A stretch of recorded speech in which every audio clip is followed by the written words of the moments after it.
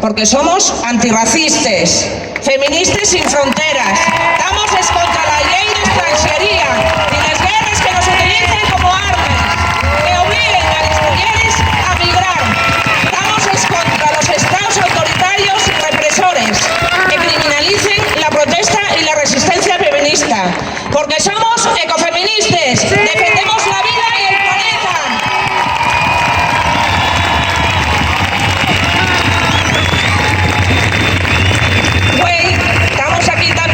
Que curien. Güey, paramos de curiar. Sí. La sociedad capitalista y patriarcal requiere trabajo reproductivo de los nuestros curiaos para el sostenimiento de la vida.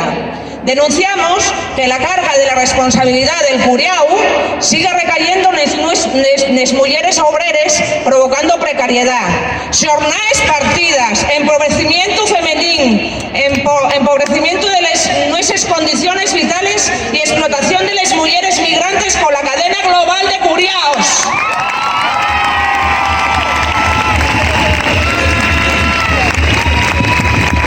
Por eso necesitamos unirnos. Todo es en torno a la lucha feminista, es contra este sistema capitalista y patriarcal, para que se visibilice y reconozca valor, dignidad del trabajo doméstico y de curiaos, que hacemos las mujeres y los derechos de quienes estamos desenvolcándolo. Por el fin de la división sexual del trabajo que nos condena a la precariedad, la discriminación laboral y los trabajos peor pagados, no remunerados